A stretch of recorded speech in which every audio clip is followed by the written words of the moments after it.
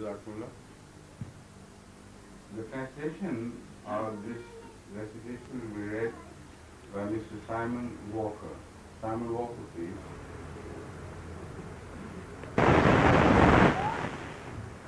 In the name of Allah, the most gracious, the ever merciful. Say ye, we believe in Allah and what has been revealed to us, and what has been revealed to Abraham and Ishmael, and Isaac and Jacob and his children, and what was given to Moses and Jesus, and what was given to all other prophets from their Lord. We make no distinction between any of them, and to him we submit ourselves. And if they believe as you have believed, then they are rightly guided. But if they turn back, then they are bent upon creating a schism, and Allah will surely suffice thee against them, for he is the all-hearing, the all-knowing. Say, we have adopted the religion of Allah, and who is better than Allah in teaching religion? And him alone do we worship. Ameen.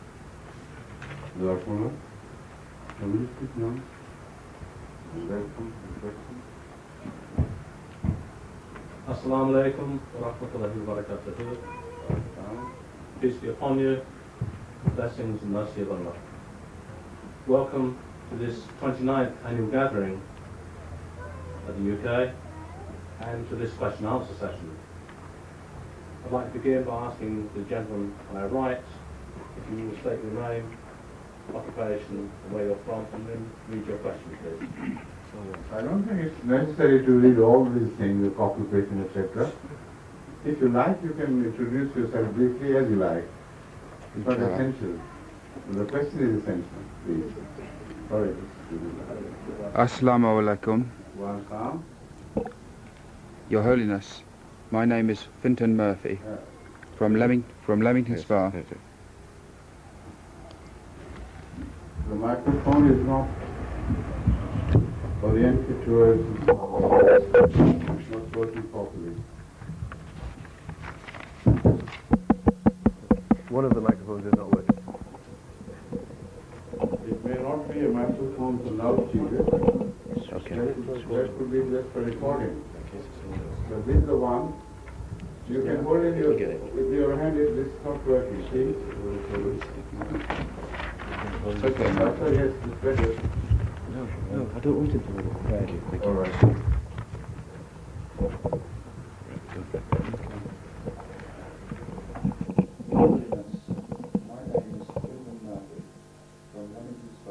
England. I accepted Ahmadiyya only 8 weeks ago, and inshallah I would like to ask you the following question. I believe that Jesus did not die of his crucifixion, but can you please tell me what evidence there is of his long travelling life and later teachings? Thank you. Thank you. The question, as you have all, I hope, well understood, is regarding the so-called death of Jesus upon cross and his deliverance from cross. Although the Christians believe that Jesus Christ met his end at the cross at the time of crucifixion, but then was revived from the dead. And St. Paul uses also the term resurrected, both, while they do mean two different things altogether. But anyway, these are the views of the Christians about what happened at the time of crucifixion. Ahmadis believe that he did not die upon the cross because it was against the prophecies and the promises of God. Ahmadis believe that the status of Jesus Christ is determined by what happened to him upon the cross. It was said in the Old Testament that anyone who is a false prophet or anyone who falsely attributes things to God will hang by the tree and will die a cursed death. I don't remember the exact words, but this is the effect of the words which are mentioned in the Old Testament. And that is why mainly we believe it was impossible for Jesus, being a true person, who never attributed anything to God which he had never said, could meet the same end. To present something of a sort of face-saving, if you permit me to use that term, or some explanation which may satisfy the Christian's conscience, it is said that all right, he died, but he was not a false person. To prove that, Allah had to resurrect him from the dead. And that also implies that if he was resurrected from the dead, he should have appeared to those who accused him of falsehood and presented the proof of his death upon cross in favor of their belief that he must have been false. That is why he died upon cross. So that also creates a very big challenge for the Christians who believe that is the reason why he was resurrected, because he was not a false man. So it was proved that not only he was not a false man, he was even beyond man. But that would be relevant only if the same phenomenon, whatever is attributed to Jesus after crucifixion, could be witnessed by his enemies who had read the Old Testament, who knew the witness of the Old Testament and went according to that and decided according to what they saw. So if Jesus had risen from the dead, his appearance just before his disciples is not enough to prove any point. He should have appeared before his enemies, before the accusing fingers, and told them, look here I am. How on earth could you have any reason to believe that I am false? I died upon the cross, but this is an exceptional case. I also got resurrected unusually and exceptionally. So this is the proof of my truth. Nothing of such things happened. So the Ahmadiyya viewpoint, this is just a background. The Ahmadiyya viewpoint is that Jesus did not die upon cross, because also it is indicated that he spent all night before crying and beseeching God that this bitter cup should be taken away from him, should be deferred. And he also coaxed those of his disciples who had gone to sleep, asking them, is this the time to go to sleep? When your master is passing through such crisis and you claim to have followed him and accepted him as a divine messenger, how on earth could you rest at such a night? Wake up, cry with me, and beseech God to remove this hanging death upon our heads, or upon my head. Now, why did Jesus cry? If it was a voluntary offer for him, by him to redeem the mankind from sin, and if it was he who had proposed this system of redemption to God the Father, then it is impossible for him to have prayed against it. Yet he did. And the last thing we hear upon the cross is a cry of anguish, you may call it, but more than that, a cry of utter surprise. Eli, Eli, lema sabachthani. You have abandoned me? How can it be possible? That was before they say the moment of death. So if the death was in the plan of things, if it was originally the idea of Jesus himself, how on earth could he be surprised at the imminent approaching death and could shriek and shout, "Oh God, have you abandoned me? How could you abandon me?" So all these things, we believe, give a lie to the concept that Jesus died upon the cross. We believe what happened was that he swooned. He went into a sort of coma, and he was delivered alive from the cross. Now, this is the point from which the questioner wanted me to start, but because I know most of the people here, some of them are not Christians at all. There's many Muslims who are now watching this program, so I wanted to build the brief background of the whole case. I wanted to create the scenario in which the question is set. So from here on, I am going to directly answer this question. The questioner wants me to give any proofs, any evidence in favor of the Ahmadiyya view that not only was he delivered from the cross, but he also migrated to some remote parts of the land and ended up there. Is that what you wanted to? Is that right? Is this your question, or was it some different? Please correct me if I'm wrong. You've not only understood me perfectly, but you've understood me better than I did myself. Thank you very much. Thank you so much. Yes.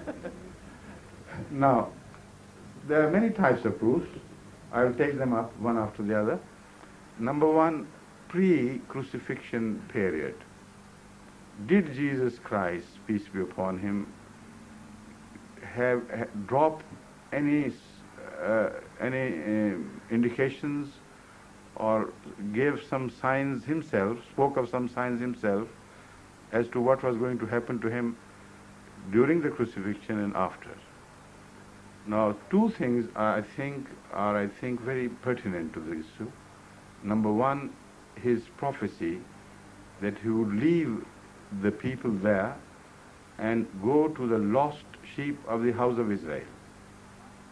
That is very important and very central to the understanding of this issue.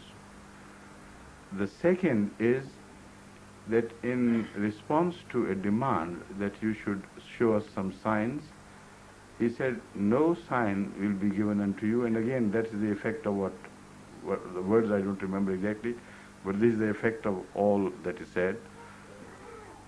The people of this age demand a sign. No sign will be given unto them except the sign of Jonah. Now, what was the sign of Jonah? And which is the sheep of Israel? And where did it go? These are the two important questions which have to be resolved before we return back to the post-crucifixion period. The sign of Jonah, as it is mentioned in the New Testament, in the Old Testament, very clearly indicates that Jonah, when he was swallowed by fish, did not die within the belly of the fish. The miracle related to Jonah was not that of survival or resurrection, but it was a miracle, not a revival or resurrection, but it was a miracle of survival. Three different things altogether. So, Jonah survived, did not die in the belly of a fish, but survived and then came out alive. And that happened, the total period is reported to be about 3 days and 3 nights. Now, this was a great prophecy by Jesus Christ, which got fulfilled not only in spirit but to the letter. He also was kept in the sepulchre for around 3 days and 3 nights, and we infer from this that if Jesus was right in referring to this great miracle of Jonah, then he should not have died within that period, but should have survived it and should have come out alive. Secondly, there is another big problem with reference to the second observation of Jesus before crucifixion, that he would leave his people and go to the lost sheep of the house of Israel. Now, if the scenario built by the Christians is right, then Jesus should not have gone to the heaven at all. He should not have ascended. If he ascended, then he broke his own promise. Because we know, and everybody agrees, that no lost sheep of Israel ever ascended to heaven before Jesus Christ. They did migrate on the land, to some other remote places. That is referred to as one of the diasporas by the Jews, when 10 tribes of the Northern Empire were overwhelmed by perhaps raiders from Babylon or some other, I don't exactly remember, but it happened, and they were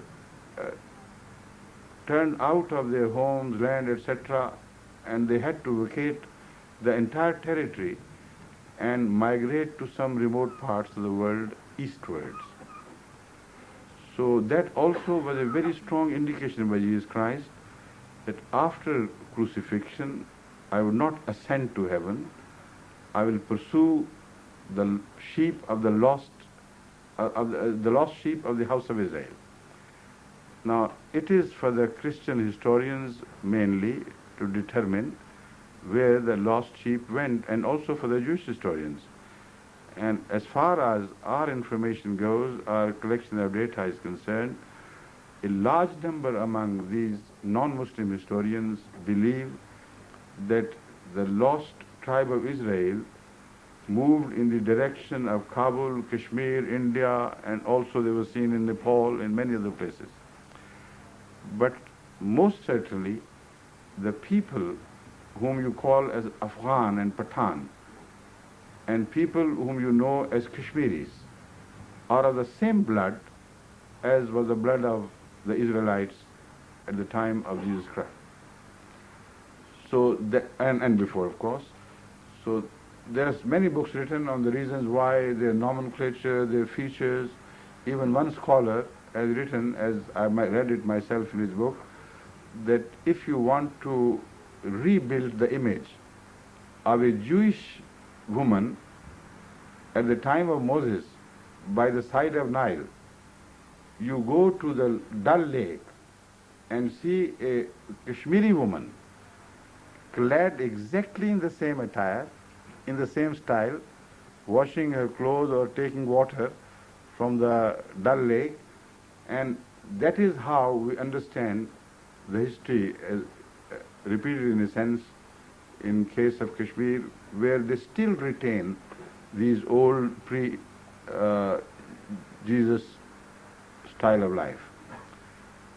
Now these, I think, are enough indications, but whatever they are, the question, the most fundamental is, Jesus did not ascend to heaven, because had he done so, he would have broken his own promise, and you should have also agreed, you had to admit that prior to Jesus, all the lost sheep, that is the people of the house of Israel, had ascended to heaven, so to pursue them Jesus had to ascend. So this is another one of, a set of evidences with reference to what happened prior to crucifixion. Now let's come to the time of crucifixion. It is a well-known fact, which is never debated by any scholars, that normally at the time, when we are talking about, it was understood that to make death upon cross certain, it requires generally 3 days and 3 nights. And they used to hang until then, but then again, to make it doubly sure that the person had actually died, his legs were broken and his side was pierced. In case of Jesus Christ, it was not 3 days and 3 nights, it was only 3 hours or thereabout. Because Pilate, who seems to be sympathetic to Jesus throughout, had appointed the day of his crucifixion to be a Friday, and that too in the afternoon. And we know it was the fall time, the period of fall, when the weather was changing from summer to winter, and the days in those days, in that period in the area of Palestine, are quite short. So in the post-Friday period, post-afternoon period, there would be hardly 3 hours left for the sunset. Or may you extend it to 4 hours, no more. But then we also read that his body was taken down because of the coming of Sabbath. According to the Jewish custom, nobody would be permitted to hang till the sunset, so the bodies, whether live or dead, were taken down before the Sabbath began. Now, when his body was taken down, there were two other thieves whose bodies were also taken down from the cross. Their legs were broken, their sides were pierced, and it was seen positively that they have no chance of survival. In case of Jesus, something happened. We don't know the background, but something did happen so that his legs were not broken. His side was pierced, and when the side was pierced, the blood gushed out, according to the statement of the New Testament, and water. Now you can understand water gushing out because in hanging in that position for even 3 hours could cause pleurisy. And pleurisy is sometimes wet, sometimes dry, but mostly in such situations it is wet pleurisy which results from this torture. So in case of pleurisy, there had to be water. It rushed out. But what was blood doing there in the dead body? Liquid blood gushing out. It's impossible if Jesus had ceased to breathe. Then in the post-crucifixion period, we hear that an ointment was applied to his wounds, which is a strange thing because dead bodies are never treated with any application of ointments. Now, to resolve this problem, Christian scholars of the medieval period have been worried about this. They knew there was something strange. Unless he was alive, an ointment prepared in advance by his disciples, which had many healing agents, should not have been applied to his body if he was already dead. So to meet this, they proposed the idea that it is because it was a Jewish custom to anoint them or apply some creams, etc., to the body of the dead. Now, the recent generation of scholars have totally and finally rejected this concept and proved thereby that St. John, the only person who mentions this explanation, that his body was anointed, or not anointed, but a cream or some ointment was applied to his body, he said it was because it was a Jewish custom. Now the scholars are agreed that it was no Jewish custom, and they prove from this, finally, that St. John did not belong to a Jewish stock at all. He was an outsider. Had he been of the Jewish stock, he could never have made this blunder of attributing to the Jewish custom something which never happened, never occurred. So this again is an indication that the person whose body was taken down from the cross was not as yet dead. Then the secrecy about it. You see, the body is kept secret from the enemy eyes, and they are also mentioned to have appointed some people to watch and search for the body, etc. And the Jews up till that time were certainly in doubt as to the result of this crucifixion, because when they went to Pilate, they mentioned one thing. They said, look here, it is possible that he may not have died. You know, they argued that he was a cunning man. I mean, this is a word, of course, which is no sane man can approve in relation to Jesus Christ, but this is what they said. This is what the New Testament records. They said he was a cunning man. It is possible that he may not have died, he may appear again, as a live person and then tell us, look here, a miracle has happened. This doubt, as it is expressed, indicates that they were not sure of Jesus' death at all. The secrecy about it, how the body was taken over quietly by some of the trusted disciples, and this was all organized by Joseph, who was a friend to Pilate. That shows that something underneath was going on. And when finally they reached the grave, it was empty. The sepulchre, the bird had flown out as if. Then Jesus begins to appear before his disciples. It's very important to notice his conduct, his behavior during these appearances. First of all, he denies the allegation that he gave up his ghost. You know, one of the so-called witnesses looking from some distance from the crucifixion, the point of crucifixion, is reported in the New Testament to have said, then he gave up the ghost. Who it was, how could he determine that he gave up the ghost? It should have been a medical examination rather than an observation from some distance. But Jesus gives it a lie.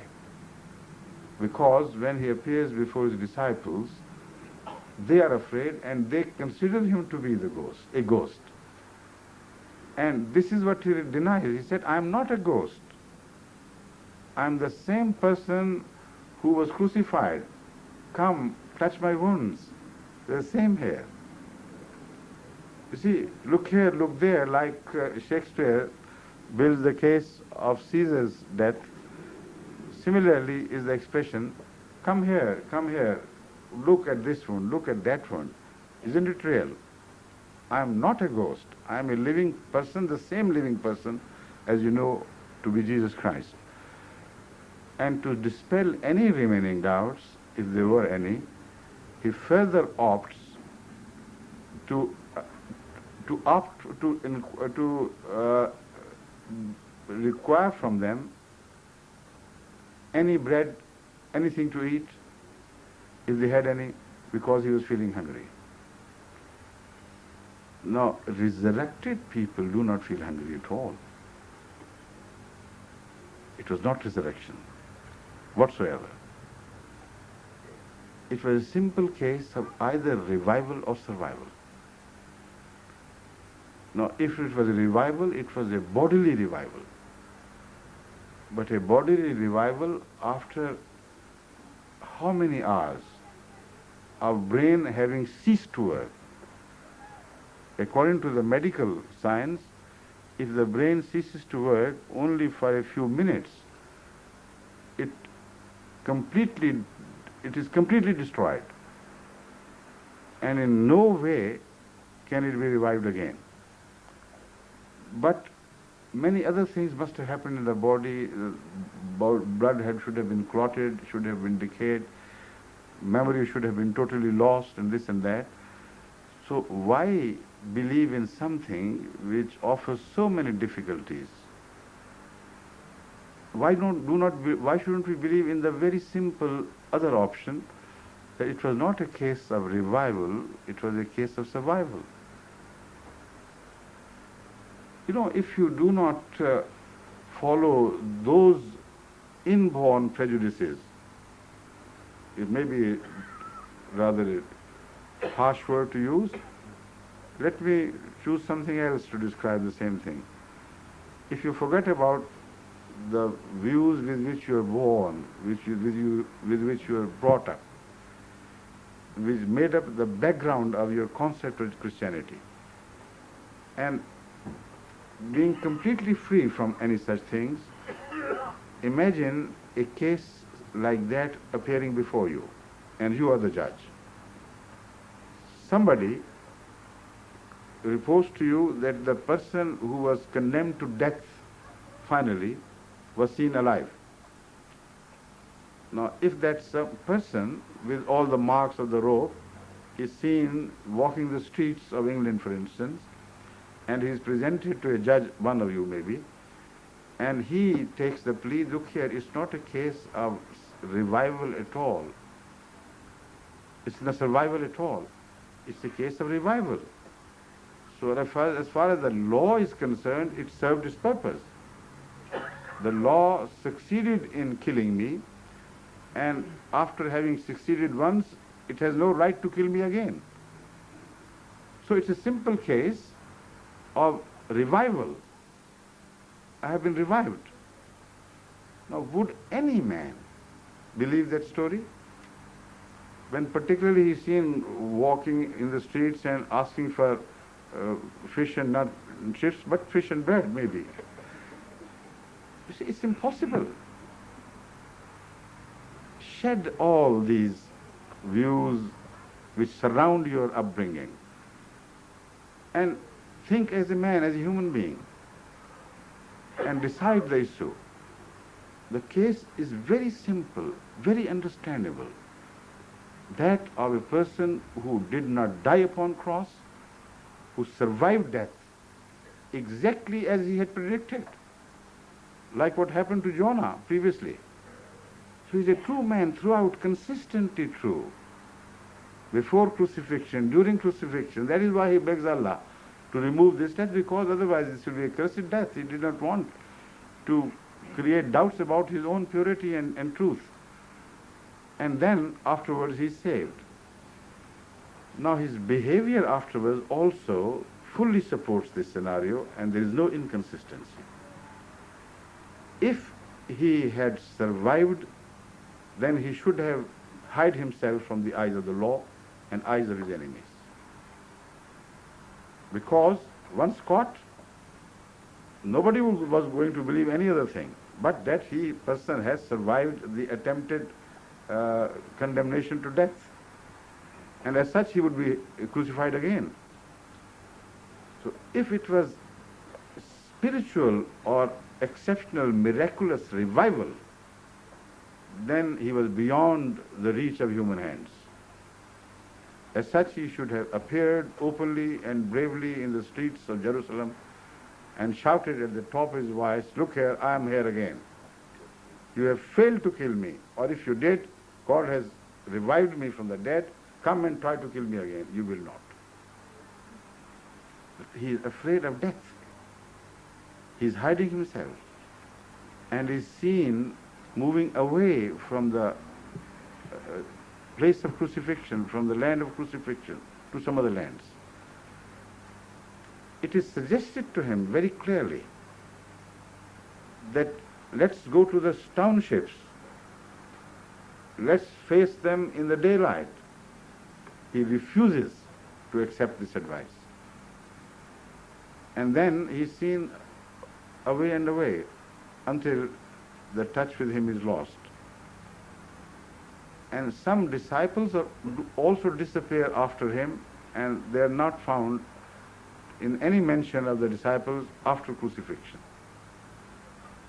So this scenario, the Ahmadiyya scenario, is consistent. It is fully supported by the facts of prior to crucifixion, at the time of crucifixion, and the facts of post-crucifixion. The simple facts which prove beyond a shadow of doubt that Jesus Christ was a true prophet of God, and the compulsion of the people who followed, who were left behind, is very obvious. Why a different philosophy was built, a different doctrine was created, while they had seen, the disciples had seen what they had seen. The problem they faced was twofold. If they accepted before the Jews that Jesus had not, and the Roman functionaries, that Jesus had not died upon the cross, he was live, as such he was not a liar, he was not a false man, then they would be considered as accomplices of the crime of Jesus' escape. And they would be answerable before the law and will be punished. So it was impossible for them to declare that Jesus never died upon cross. And then they would say, "We have seen." Naturally they had to say. And once they said it, then they would confess the crime of being accomplices in the process of escape of a criminal who had escaped justice. So it was impossible. Now, if they accepted the fact that he died and died forever, then they would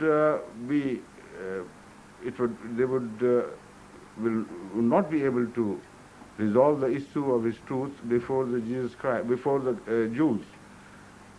They had to admit before the Jews that Jesus did die upon cross, and as such, he was a false man. So what was the via media? How could they wriggle out of this difficult position? They gave witness that we have seen the same Jesus with the same wounds, but instead of using the word survival, they replaced it with revival. Because if he was revived, then it was no crime on the part of his disciples to have seen him and to have let him go. Because the law had served its purpose. So that is the only dilemma which created the later developing concept or doctrine of Christianity, which was inherited by future generations, and then it ultimately lost touch with the original realities. Is that what you wanted to hear, or some more, or some less? Thank you, Your Holiness. All praise is due to God. Thank you. Could we have the question from this side now, please? Your Holiness, my name is Andrew Lee. I'm a designer from Richmond in Surrey. My question is the following. Many important aspects of life, for example family, community, respect for nature, appear to be undermined by the materialistic values of consumer society. Do you think it is possible to influence this situation, not necessarily in a religious context?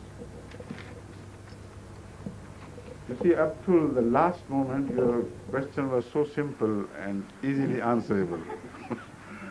But then you created an unsurpassable hurdle in the end. Without reference to religion, no issue of morality can be resolved.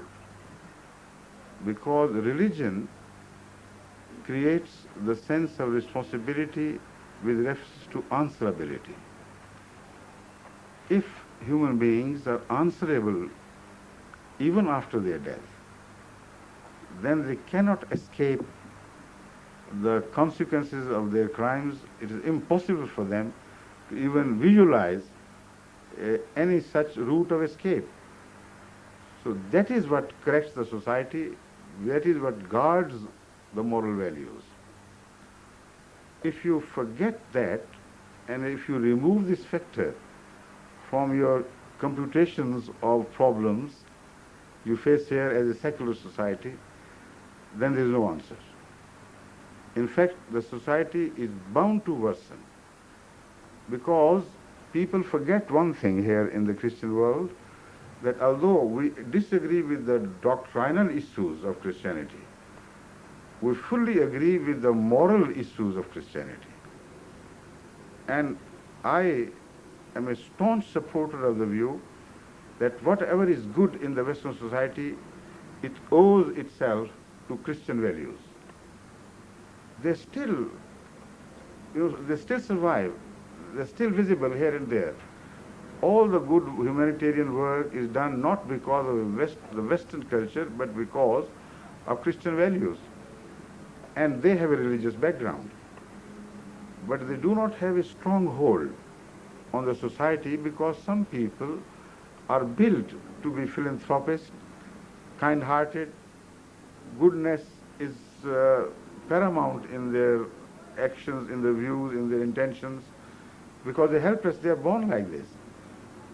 They are prone to follow the Christian values, even if Christianity is practically abandoned as an instrument to work in the social, in the building of the social structure of the society, or moral structure of the society. So they are the only source of light as far as the modern age is concerned. But their influence on the other society is minimal. because they cannot stop a single mugger from mugging in the name of goodness. Now you turn to leave the question of religion aside for a while and turn to the question of law and how it is implemented. In the definition of state, you'll always find that coercion always goes with the concept of state. It's inseparable. State can only be built with the instrument of coercion. If there is no instrument of coercion, state cannot stay. So, what is coercion? Coercion means when laws are made, they are made to be respected as well. If somebody disregards the laws and does not practice upon them, then he should be punished. It is here that coercion comes into force, and without coercion and without a sense of answerability, law cannot be maintained. Now, the law still is rejected because man lives hidden within himself. And like a bird, like we say in Urdu, a pigeon, when it is afraid of the cat, it shuts its eyes and thinks he is safe. So the criminals always shut their eyes. They feel that they are hidden, nobody is watching them, so there is no problem. And they can violate any law, and they think they may escape. So the law becomes heavier and more strict, and more effort is directed towards catching the thieves and the lawbreakers, etc., with added burden on the society and ever increasing burden on the society to maintain law and order without the concept of morality. Now, with morality, it is a different story. Somebody in the dead of the night has an opportunity to do something. If he believes in God, he would dare not do it. If he genuinely believes in God, he would say, I may die, I will die, and what would be my answer?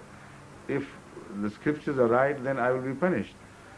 So constantly, his own conscience stands guard over him, and he cannot permit himself to commit crimes except for the minor ones. Here and there he goes into lapses because of human nature, and then thinks God is loving, God is forgiving, he would forgive. So that is the cover of the hope of forgiveness only, which permits him to take liberties here and there. But in serious crimes, he cannot escape the realization that no cover of forgiveness is guaranteed over him. So that is how, when the religious values wane out, the society begins to acquire a sense of freedom which grows with the passage of time in the wrong direction. Freedom to do goodness, no.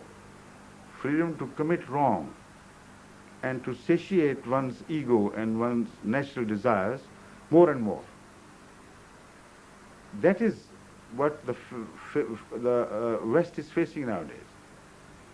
Most unfortunately, there are other views freely propounded through the media and through television, etc., which further help this tendency to grow stronger. In the name of freedom, in the name of liberty, so much rubbish is being stuffed into the minds of youth and others that they themselves are working to defeat the purpose of law. For instance, a child grows into maturity. Your schools and colleges, whether he is a girl or boy, would approach this child and say, look here, you don't have to be answerable to your parents, to your religion, your customs, your values. Forget about them. You have come of age. You can do whatever you like. You have total freedom. Then comes the turn of the law to speak. They say, look here, you have come to the age of majority, you are no longer free. we are going to punish you much more severely now if you break the human laws. So the human laws which do not have a wider sphere of applicability are taken far more seriously, and the only laws which could help these laws, even in the absence of the eyes of the law, those who impose law and see that it is implemented, when they are not watching, religious eyes, the values, traditions, they come to the aid of the law, in fact, and they are rejected. And a rebellion is created in the generation in the name of liberty. Then so much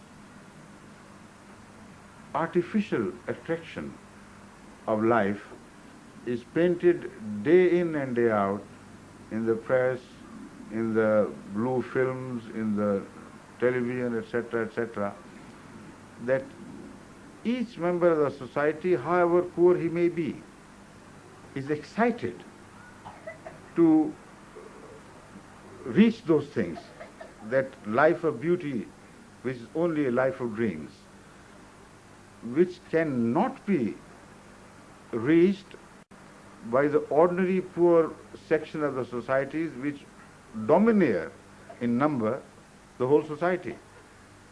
It's impossible for them to live a life of Hollywood or pictures which are shown on television, and the way luxury is,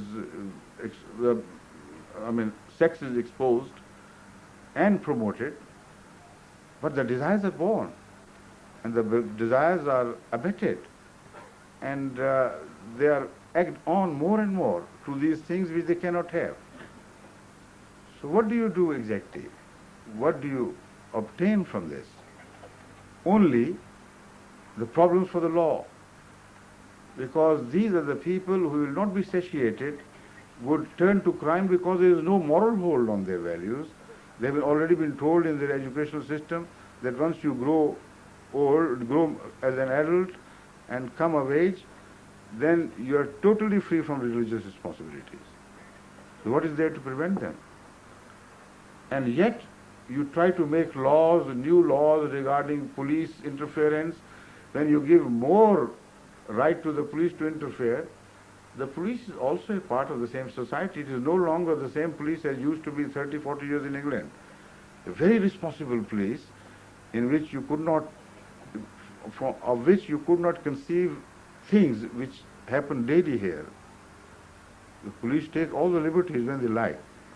And there are so many proven cases by the British courts where poor innocent people were subjected to life imprisonment because of the police interference and interpolation of the story which was responsible for their commitment responsible for their condemnation. The whole story, it is proved, was concocted. So you give them more powers. You're helpless in doing that. You can't stop it. And more powers they get, the more difficult the society becomes. It's difficult to live in that society by innocent people. And the crime also becomes more violent. So this is the end all of your direction, and as I see, unless Christian moral values with reference to Christianity, with reference to God, are emphasized and rehabilitated in the society, there is no escape from this dilemma. Thank you. Thank you. Could we have a question from this side, please? Your Holiness, Assalamu alaikum. Wa alaikum assalam wa rahmatullah. My name is Tahir. I'm an artist and teacher, born in Germany. living Who in gave you this name, Tahira? Your Holiness. Yes. And I thank you so kindly. Yes, I remember that. Yes, please. I'm very proud and Thank you. very humbled. You see, what a beautiful expression. I'm very proud, yet I'm very humble. You know? Just lovely. Please, go on. I'm born in Germany and living now in Canada. As the Ahmadiyya family keeps growing in leaps and bounds, inshallah, how is it possible for you to remember each of us? would you be so kind and offer your wisdom how we can, in our diversity, create an even stronger bond between us, through prayers or otherwise? You see, first of all, you already answered your question. Didn't I remember you? I knew you were going to say this. It so happens God has given me a memory which is sort of photo memory, as we call it, or something like that. When I meet people, new converts, you know what happens? Something must help your memory to imprint something very positively. If you're elated, then your memory will become very sharp and also become permanent. If you're in a state of drowsiness and carelessness, then things may happen and pass by you. Your memory will not record anything. So the limitation of human memory cannot be assessed without relation to the state in which one's mind is, one's heart is. Because when I see new converts, I'm always in a state of elation. I become so happy, I'm so enthusiastic about meeting them, that these moments imprint their memory on my mind, and with the grace of Allah, then I remember them. And remember them not all together in my prayer, but off and on, here and there. Sometimes they are remembered, and sometimes those are remembered, and so on. So this goes on with the grace of Allah, and I have told you, explained the system how Allah works these things. Thank you. Thank you. And the question from this side, please. Holiness. My name is Donnelly. I'm a lawyer from the north of England, and I'd be grateful if you could explain the Islamic concept of eternity, please. It might be a very dry question for your audience, but I'd be very interested. No, I think it's a very interesting question. I'm always fascinated by the concept of eternity, and I'm glad that you broached on this subject. It's very important. You see, it is highly important for the society, whether they believe in God or do not believe in God, to start their journey into the issue of existence of God with relation to eternity. There is no other argument which can stand in, which can survive in front of all sorts of questions addressed to this issue by the atheists. Normally people commit the mistake by proposing that because we are created, there has to be a creator. Now, if you accept this logic, immediately the question would be, if there is a creator, there has to be another creator. And a sort of negative eternity is created with no solution at the end. But if you look at eternity just simply in the plainest terms, this concept of eternity is bound to lead to God. There is no other way. It's not a question of if we are created, if we are here, we have to be created. It's not at all that. The question is, we cannot escape from eternity. If we are here, there has to be eternity. Even if we were not here, if there were dead earth.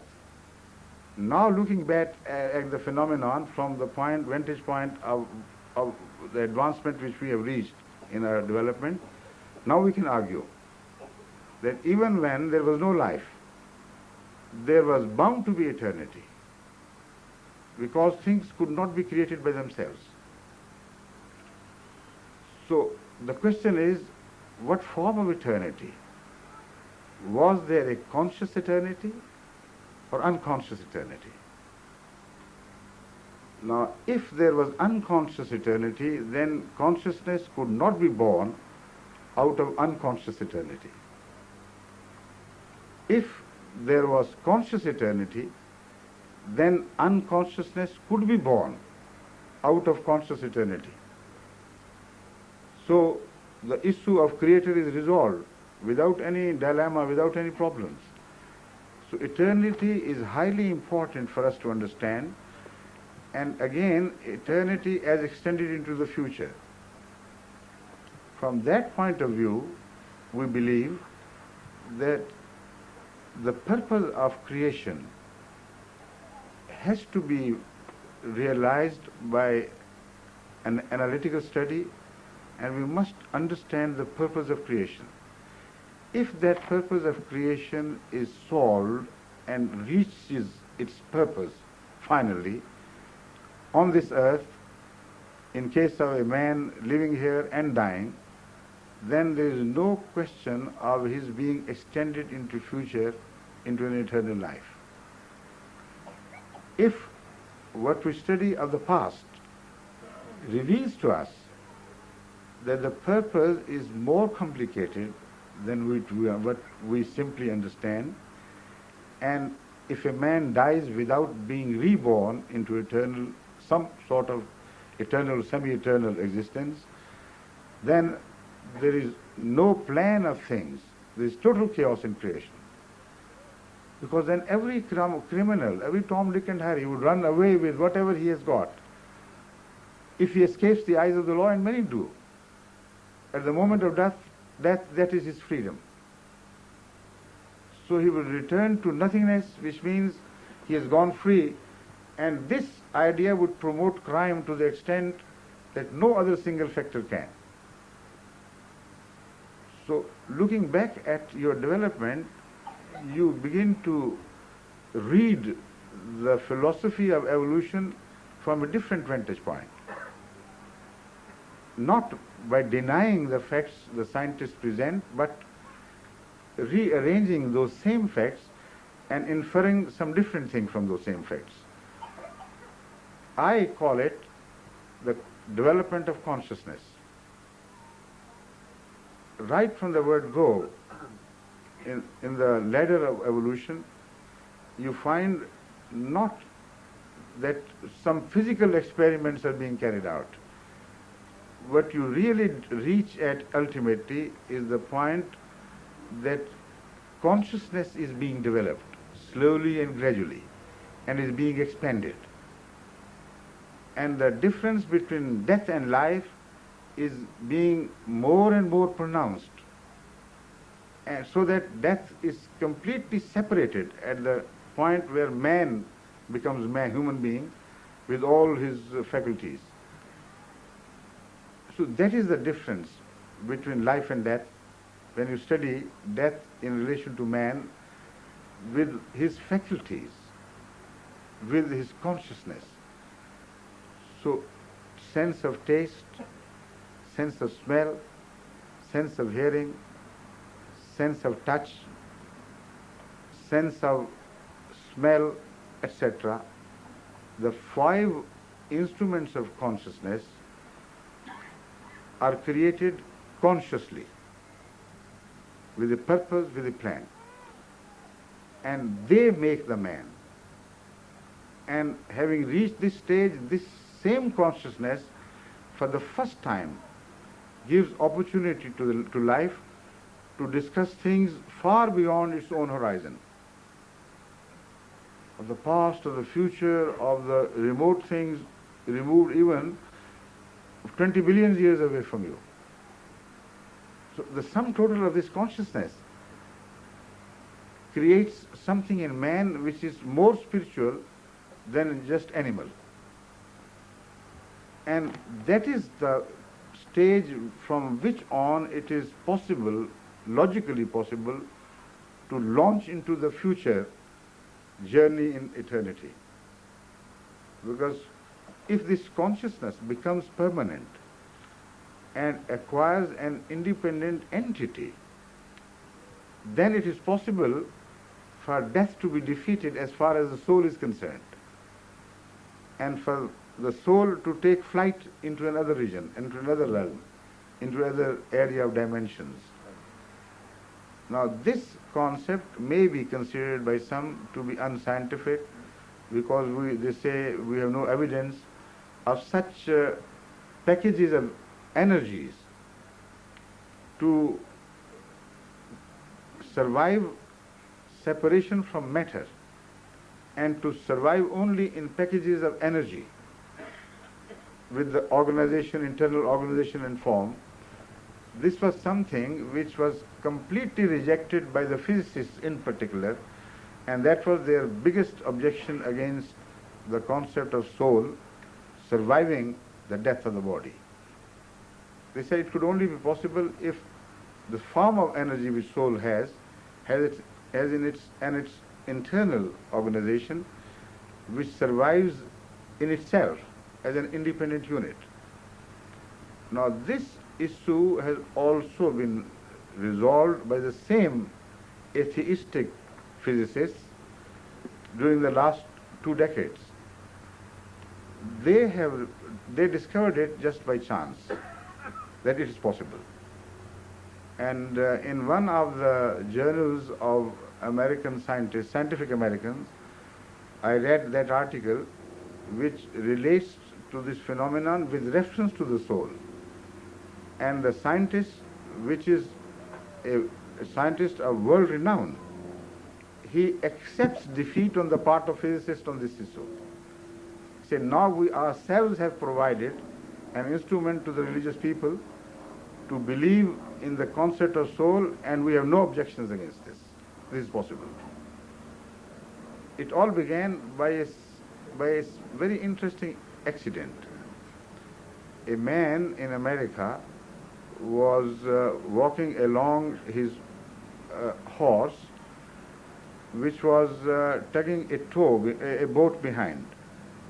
You see, some boats were harnessed to horses, and along the bank, along the soil, as the horse tread on, moved forward, so also the boat was dragged behind. And you know, as everybody else does, that when the boats move or any other physical thing in the water moves, it leaves a pattern behind. But the pattern goes on expanding behind.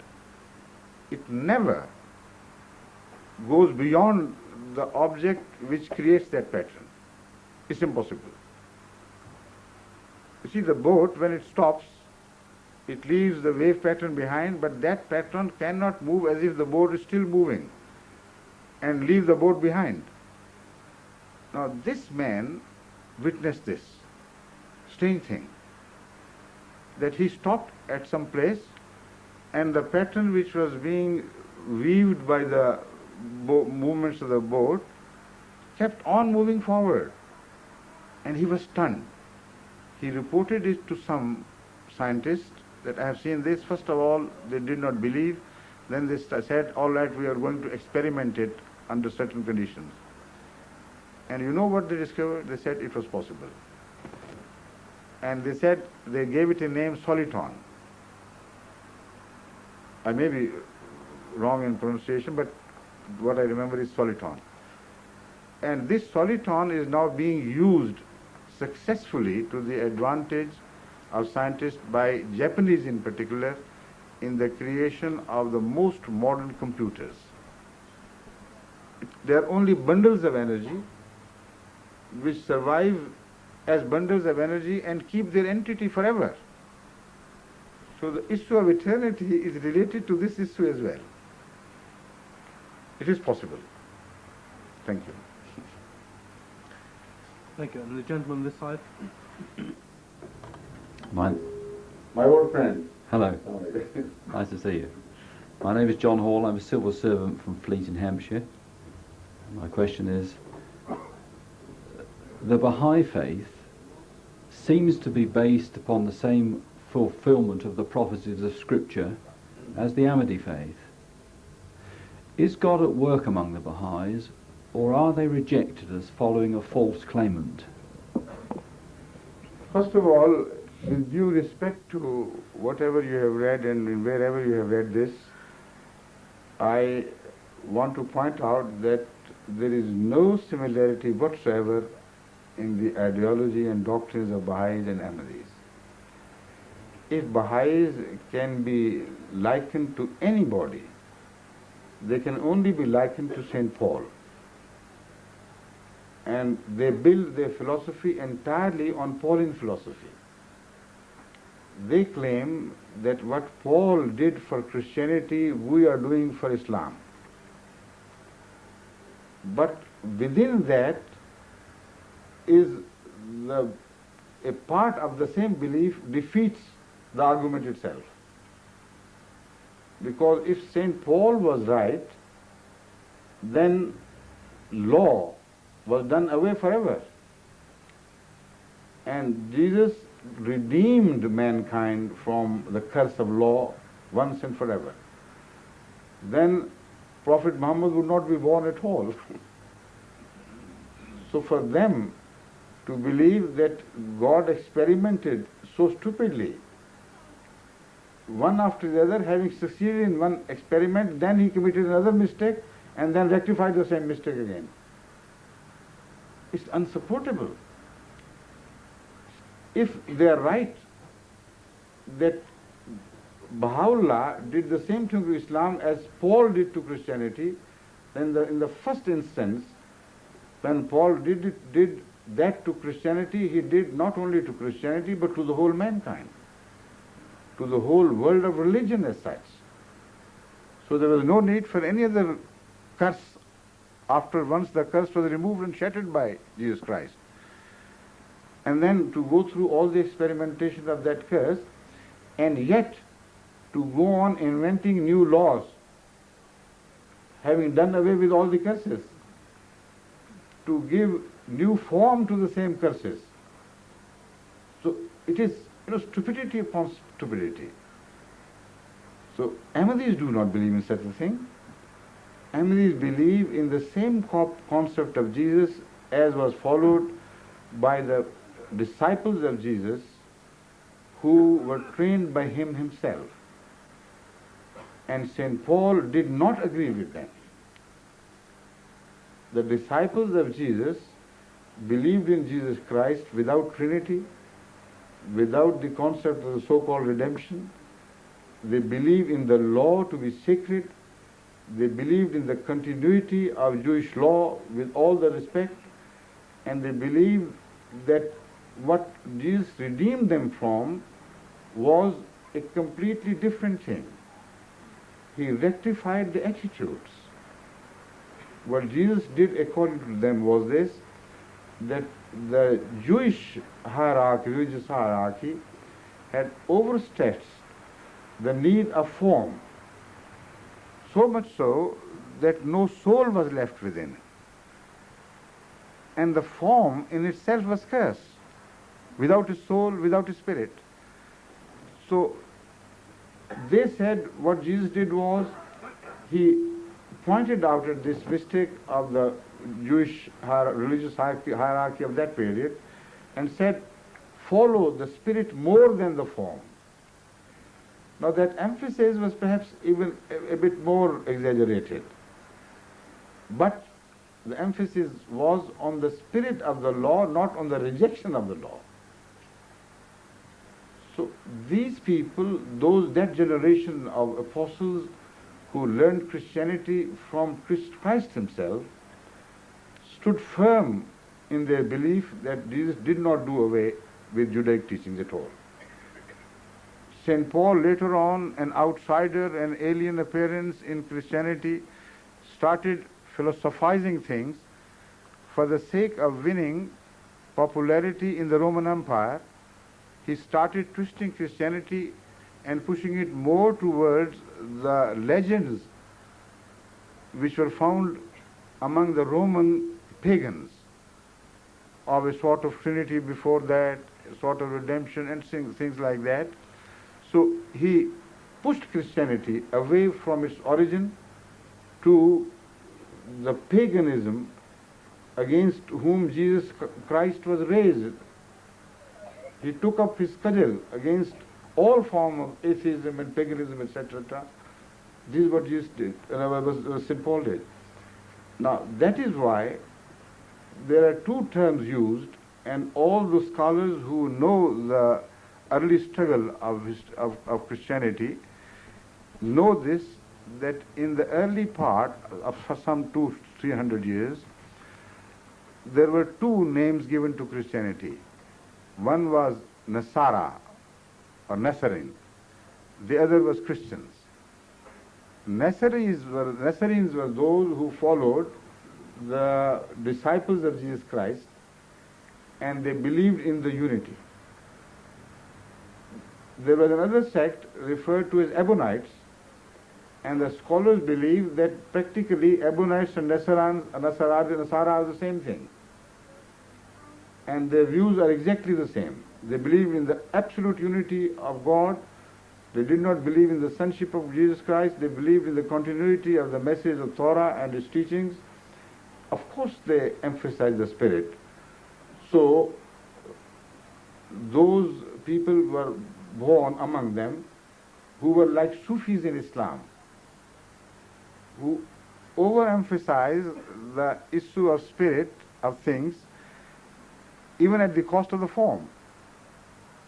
So this is the early struggle, and that is why, strangely but understandably, the Quran never refers to Christians as Christians. It always refers to early Christians as Nasara. The same term which was used to apply to the monotheists among the Christians, who, and the disciple who was appointed to deputize him was the leader of this movement of Unitarianism. So those who follow St. Paul, they may, if they please. There is no justification. Thank you. Thank you. And the lady on this side now, please. Assalamu alaikum. Wa alaikum assalam wa rahmatullah. My name is Amira Husarevic. Yes. I am from Bosnia. Right. I know have a question for you. I have one picture. I am painter and I paint in one mosque from my country. This mosque old 475 years. Now in Banja Luka no have this mosque because Serbian peoples destroyed mosque, and inshallah my people one day after war building this mosque. Inshallah. Was it demolished totally or totally demolished? And I here have a little story, this picture you Please, after reading, please, because my language know very well. now it's a wonderful thing you have done. From your memory, you have painted the mosque as it stood. No. Is that right? From your memory, you have painted it. From a picture in newspaper. Actual, that's the same thing practically. I mean, the point I'm making. No, it's all right. It's all right. No, please. The point I'm making is, this is a true image of the mosque, right? It is good to preserve this so that even if the mosque is totally demolished, when God so wills and when we return home, then we can rebuild the mosque exactly as it stood. And this has happened before, even to the holier places, much holier places than this. It happened to Khana Kaaba. It happened to the first house ever built for Allah. It was demolished not only once but many a time. God did not care. You see, Abraham was told to rebuild it, so you will rebuild it, no problem. No reason for shedding tears, because no tears were shed on the demolition of Kaaba whenever it took place. Only a determination, a resolution was born that we must rebuild it, and with that you must be happy. Okay? Yeah. Now tell the story. Whatever you're left, I will read it. Oh, thank you. Thank you. Thank you.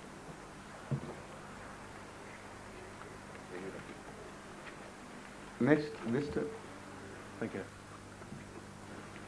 Your Holiness, my name is Banoon Agnew. Your name is? Banoon Agnew. Right. Are you French speaking? Not very well at all. No, French speaking, I speak only very little French. No, what I mean to say is your name, the pronunciation of your name sounded like a French name. Is that right, or am I wrong? I think it's either a hybrid version or a corruption of an old Sanskrit word. No, I would not relate corruption to your name. Let's accept the first option. Yes, I like that better too. It is my inner understanding, Your Holiness, that God in His omniscience and merciful benevolence will lead us all to Him by one path or another. What is the Ahmadiyya position on this? Lead to Him in what sense? Lead to Himself, of course. The Holy Quran speaks of this issue of returning to God, and it speaks in the widest possible terms. The basic principle mentioned in this verse is that everything would return ultimate to its origin, and so everything would return to God. Inna lillahi wa inna ilayhi raji'un. We originate from God. Lillah does not only mean that we belong to Him, but it also means we came from God, we belong to Him because He created us. Wa inna ilayhi raji'un. So must we return to Him ultimately. So in that sense, all creation would return to God. And that resolves the issue of black holes, the philosophy of black holes. Why must the creation ultimately end up in total annihilation, as if it has disappeared from the reach of any consciousness anywhere? That is the philosophy which is mentioned in the Quran. But this can apply in different stages to different situations. The Holy Quran at another place says, you will have to follow Him willy-nilly ultimately. Some will return with option, some will return with compulsion. So, what you have in mind I don't know, but what I have in mind is this, that those who will return to Him with compulsion will suffer. It will not be a happy reunion. Those who will return to Him with option, it is they who will feel like having been given, provided or granted a paradise. Because within this terminology of option and compulsion lies the answer to the issue of hell and heaven. If you don't want a place, you hate it, you have to be carried against your will or pushed or dragged to that cell of a prison, for instance, because you hate it. When some children don't want to return to their parents when they are in angry mood, and somebody drags them, they kick and they try their best to wriggle out of that grip because they know they are being dragged to the punishment. So, compulsion always implies a concept of punishment or discomfort or something. But if you love to go somewhere, to meet someone, then sometimes you cannot be kept away even by force. You have to be there. There is a beautiful verse of Urdu, if you permit me I can read it. It's a wonderful verse.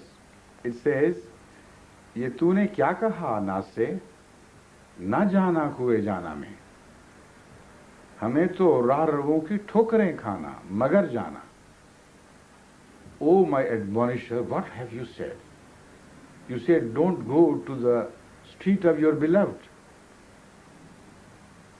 Don't go, we will go, we must go, even if every passerby kicks at our shins and hurts us.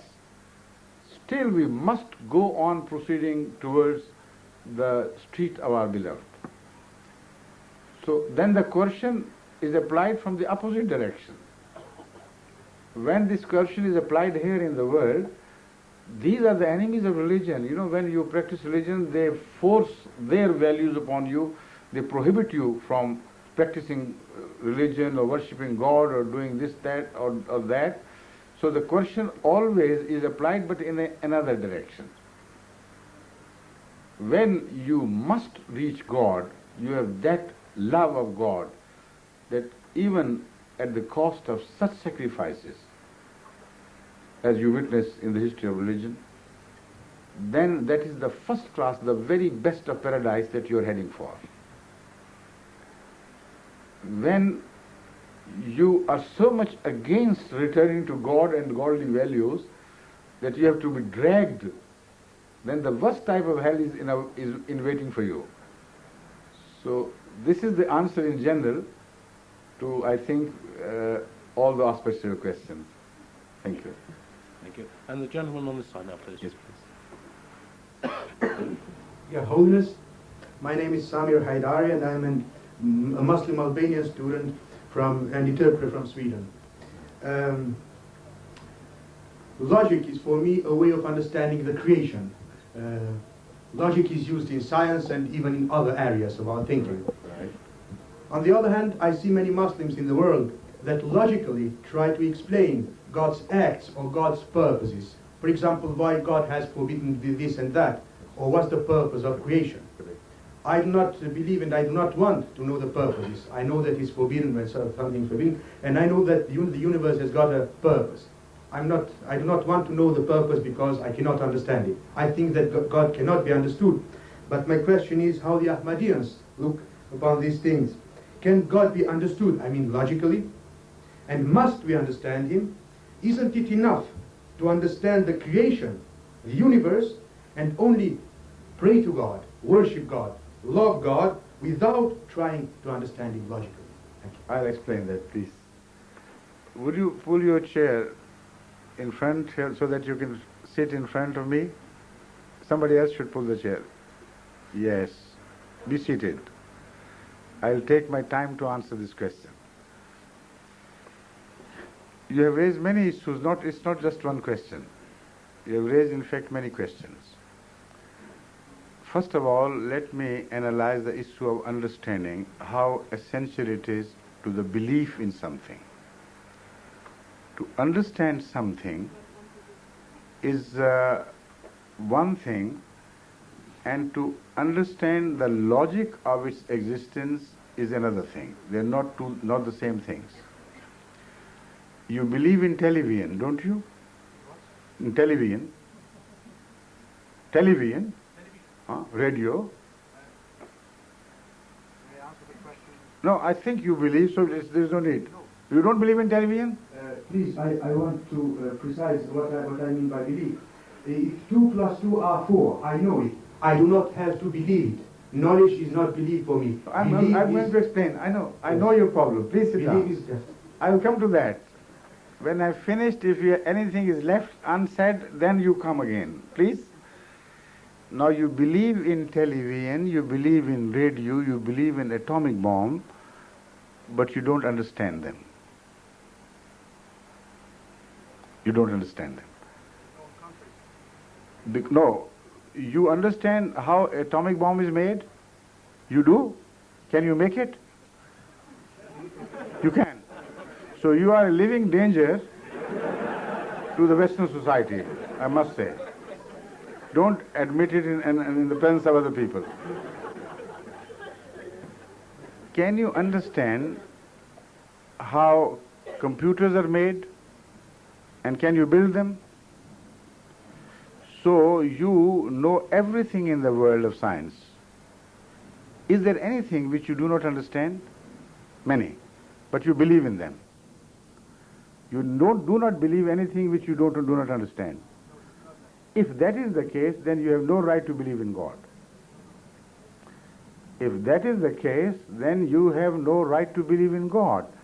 Because a man with that attitude, who insists that he must understand something perfectly before believing in him, has no right to believe in something which he cannot understand. Okay, number one. You can think of some answer later on if you must insist, but please let the others enjoy the answer, understand the problem which may be confronting you, and may also be shared by some others. I assure you that normally what happens is that a large majority of human beings do not understand things yet believe in them only because there is an evidence of their existence.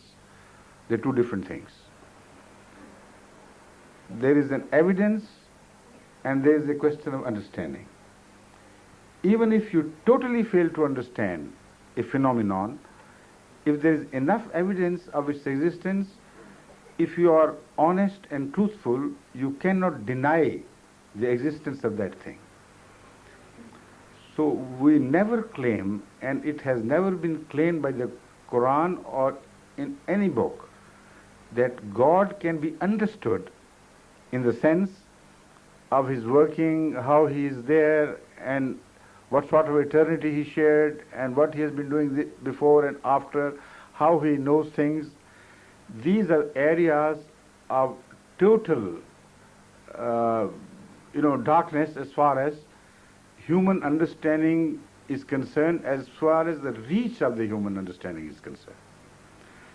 Yet, turning to the part of evidence, there is so much evidence of the existence of God, outside man as well as within him, that it is impossible for a sane person who is not prejudiced to reject the evidence, the existence of God. So this is what the Holy Quran tells us, no less, no more.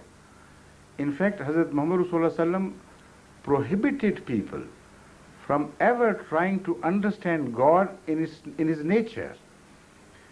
But at the same time, the Holy Quran goes on building the theme that the evidence of the existence of God is all around you, in the afaq and within yourself. So don't mix these two things at all. You must have the evidence of the existence of God. Otherwise, your belief would be just a mythical thing, it will have no value. Secondly, you must not attempt to understand something which is beyond you.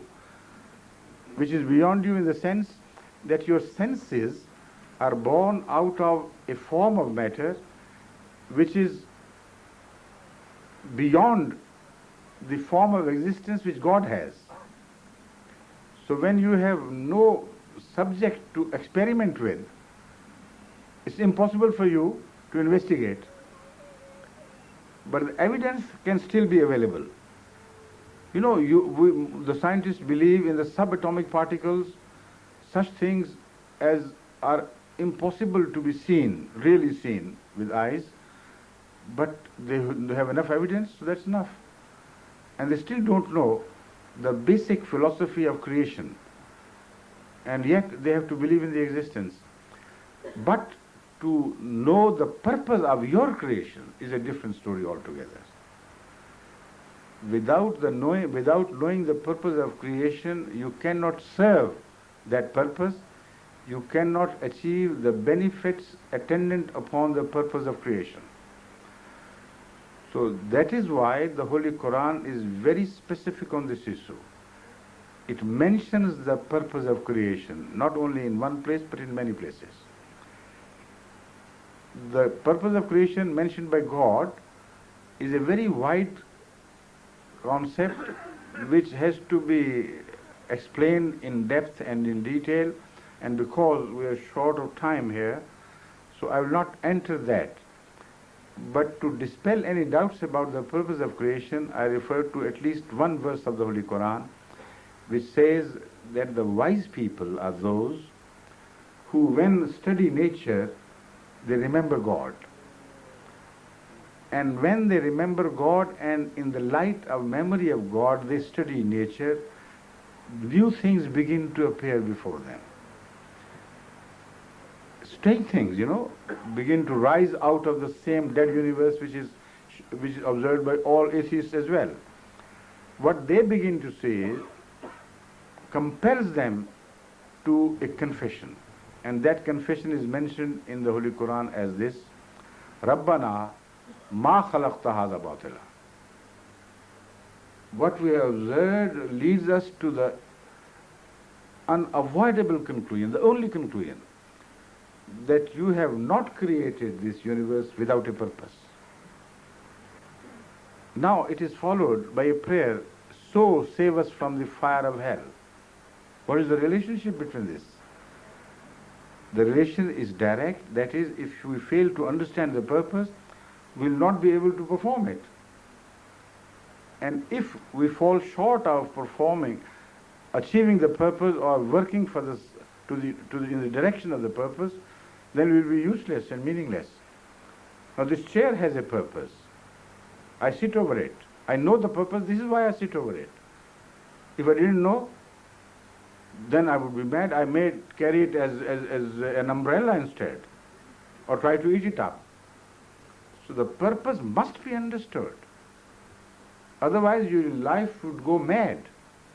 You will not know how to perform the purpose. So they're two different things. Don't mix them up. Thank you. Thank you. Mr. Ibrahim, go lightly. Mr. Ibrahim? Go lightly. Assalamu alaikum. G-O-L-I-G-H-T-L-Y. Lightly. Go lightly. Go lightly. Yes. There's not many of us about. Go lightly. Yes. So you can go lightly if you like. Thank you so much. Please. Assalamu alaikum.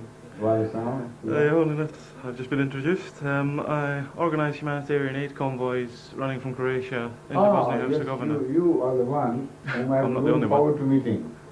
Inshallah, You yes. have been spoken of so wonderfully and so much in high praise by those who have come into contact with you from among our workers that I have been looking for right and left by chance to meet you. But inshallah we'll meet after this. If ever you possibly visit London Mosque, I would love to meet you and sit with you, discuss things of common interest. Right? Okay. Basically the question is, how do you think that the Muslim world in general should be responding to the current war and religious genocide taking place in Bosnia-Herzegovina and the failure of the UN and the rest of Europe to take any action to fulfill their self-stated duties to so-called civilization and human rights? You see, the problem is that they have already demolished the platform. No, you can keep standing, that's all right. Let him be free to do whatever he likes. He may like to relax. No, if he does, he wants, don't force relaxation upon him, please. The fact is that they have demolished the very platform on which this, the solution of this problem could be built. They believe that in the name of religion you could apply coercion and force. And non-believers, those who do not agree with your faith, can be slaughtered, demolished, destroyed, their houses can be burned, they can be turned out of their houses. This is the claim they make at the top of their voices with reference to as if it was written in the Quran. And with reference to the conduct of the Holy Prophet, they said, whoever disbelieves, a Muslim believer has a right to behead him, to destroy him, to rob him. He has no right even to bequeath his property to his children. If such a man is killed by a Muslim warrior, they believe, then the state will either inherit the property or that killer will get the booty. Now, why should other people not agree with this belief? What right these Muslims have to monopolize this concept? So Serbians have also utilized this to their advantage. What is the logical objection against it? If this is your own belief, that whatever you believe to be true, you have every right to apply force, coercion, sword, cannon, whatever you may call it, to destroy the enemy of truth physically. Then if others agree with you, where is the big objection? The problem is the only common platform on which the freedom of religion is built, which is fully supported by the Holy Quran with reference to the religious history, has been demolished by these so-called mullahs of today. So they have ceased to live honorably in this world, unfortunately. What do you feel that the Muslim world should be doing? Pardon? What do you feel the Muslim world should be doing? You see, first of all, apart from this, let me turn to their vantage point. If they were honest in this belief, they should have, all of them, put their forces, their strength together to crush the common enemy, that is Serbs. So they are neither right in this nor true to this view. They are hypocrites. You see, when Iraq invaded a part of Kuwaiti territory, you know the reaction of this Muslim world? 10 Muslim countries joined forces with all the Western might to destroy the enemy of liberty, that is Iraq. Because Iraq had dared to attack a smaller Muslim state by its side. Now, what is the logic, not only in the Muslims remaining idle and not moving a muscle against what is happening, but also what is the logic for the West now to remain paralyzed? Because if that act was true, that action was true, and it was rightly and honestly motivated, then as far as the Muslim world is concerned, it has no excuse whatsoever to remain unconcerned and not to interfere on behalf of the Bosnians who are the aggrieved party. Much more so than the Kuwaitis ever were. And as far as the West is concerned, put all the facts in the computer, and a far more ugly picture of destruction of values, of trampling upon human rights, etc., and all that is good, is created in this situation of Serbs attacking Bosnians in the name of religion. Now, if they do not move, the only inference you can draw from this is that the West believes that no Muslim must ever be permitted to destroy another Muslim state, but all the non-Muslims should be permitted to destroy all Muslim states. Is that the inference, right inference, logical inference? But that is the only one. You can't draw any other inference from this. So everything is topsy-turvy, everything leads to selfishness, ulterior motives, hypocrisy at its highest and at its lowest as well. Nothing more. So there is no solution except for some compulsions, political compulsions on the part of the West, which may ultimately convince them that something of a semblance of Bosnia must be preserved for the future, for the sake of future utilization of that. And that is exactly what I declared during my tours in the Western countries, is ultimately coming to the aid of the Bosnian Muslims.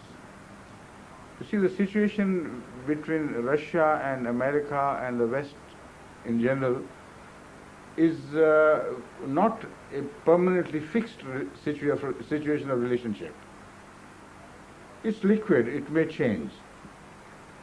And when it changes, then for Russia to have full command over the entire region, with friends who will remember that it was Russia alone which helped them all along their struggle, their invasion of Bosnia and ultimate capture of Bosnian territory, would create a Russian ally, a strong Russian ally in this area. Now, it is possible for things to change. Why not keep a state, even a segment of the same state, to be on your side, which will always look up to you as their mentors, as the ones who were responsible for their survival, etc. and remain friendly to the West. So that is one thing possible, and I think things began to change after the change in Russian thinking, and I can, if I have access to the newspapers, I can show that the style of the statements of particularly Americans took a sharp turn since the time when they witnessed the growth of extremist communists from within the society which they thought had been totally won over by them. And they began to read the dangers inherent in this situation. From then on, they started changing their posture, and they thought maybe if we keep Bosnians alive, it may come to their help later on. There's one factor. The second factor which I have been always pointing out at is the economic factor. When you did not prevent the hand of the criminal, and when it resulted in mass-scale exodus from Bosnia of the innocent victims, then they had to be provided some shelter in the West, because they were accepted as Europeans at least. The shelter was offered to them largely by Germany, by Sweden, etc., to the tune that now in the faltering economies of some countries, it is impossible for them to maintain, keep their economic balances correct, and yet meet the new need of the immigrants. Recently, in Sweden, for instance, I was surprised to see that about 100,000 Bosnians have already been given shelter in Sweden. And Sweden's economy is now tottering. It is, sinking down very rapidly. And with relation to this situation, they are raising their voices in dissatisfaction that they must somehow be made to return to their land. If there is no land left, how could they be returned to and where to? Same is the situation vis-à-vis Germany. They are thinking now twice about being so large-hearted about offering such large-scale, immigration permission to the Bosnian immigrants. About 700,000 Bosnians now have sought shelter in Germany. It's a huge burden on their economy. And they would naturally like to shed it somehow, somewhere. So this has given a collective new trend to the European thinking, that we must at least have a semblance of a country left for them, where we could tell them, return there and shift for yourself. It's not our problem anymore, how you survive there. So these are the two factors which are going to help, not the Muslim aid or anything, they don't matter. You don't have any feelings about how Muslims in general should be behaving rather than how You see, they should behave in, first of all, they should be consistent in their views and practices.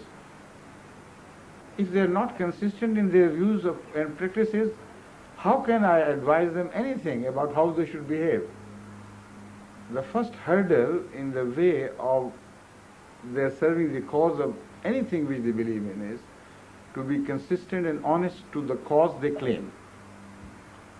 So if their claim is right, that they believe in the jihad, they believe in the unity of the Muslim world, they do not believe in geographical divisions, they believe in the single entity of Islam as such, and they believe that Islam has a right to change the face of the earth with the help of the sword, and it's impossible that Islam should be tolerant to a situation where others do the same thing against Islam. This is their view. If they're consistent, that is the answer, that is what they should do. So consistency or lack of consistency, that is the only problem. Thank you. Thank you. Now, shall we call it a day? I think we have to move to the main marquee for another program, which is the universal function of initiation. there is something which has been recently introduced in the world of religions, let me say. People used to get initiated at the hands of some religious leaders previously, right from the beginning of the religious history. But never before they got initiated with the help of television, globally at one hand. Last year it was done with great effect because, with the grace of Allah, more than 200,000 throughout the world, where there were different times, some in the middle of the night, some in some places the dawn was appearing, sun was setting and so on. Every moment of 24 hours they were sharing with this our one moment. And they were extending their hands for initiation at my hand into Ahmadiyya. So it was a fascinating effect to hear them speak different languages.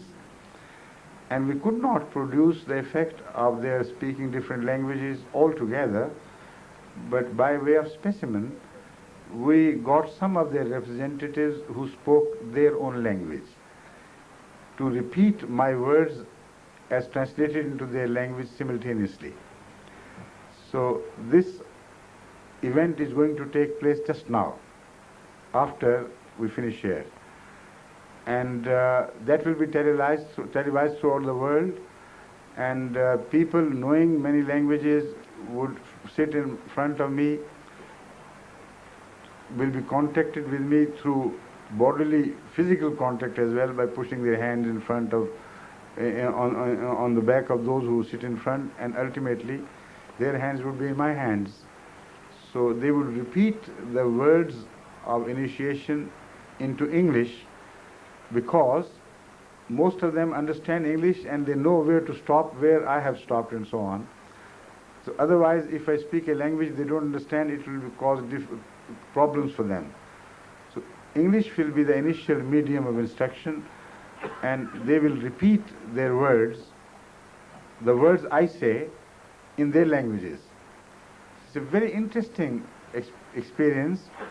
As long as I speak in English, simultaneous translation is done in 10 languages this time, but 7 channels of television would send the signals throughout the world for people to choose and pick their own language out of the 7. But when we stop, then the entire world will hear the hubbub, mum, this sound, you know, indistinguishable sound of so many people speaking their own language simultaneously, repeating the same words in translations. Now I reminded the world of something from the Gospels, where it was said that a miracle took place in Jerusalem, where once under the influence of Holy Spirit, many people started speaking different languages, and everyone, many disciples of Jesus Christ started speaking many languages, and everyone belonging to that area where the language is spoken understood, and for the rest it was just anything. So something like that exactly happened last year. And something like that, not exactly but almost, something like that is going to happen now after we move from here to the main marquee. So I will take leave of you. Thank you very much for this very interesting question-answer session. I enjoyed the questions, which were very profound, and like the eternity question you raised, it was very interesting. So I hope, inshallah, we'll meet again for such sessions.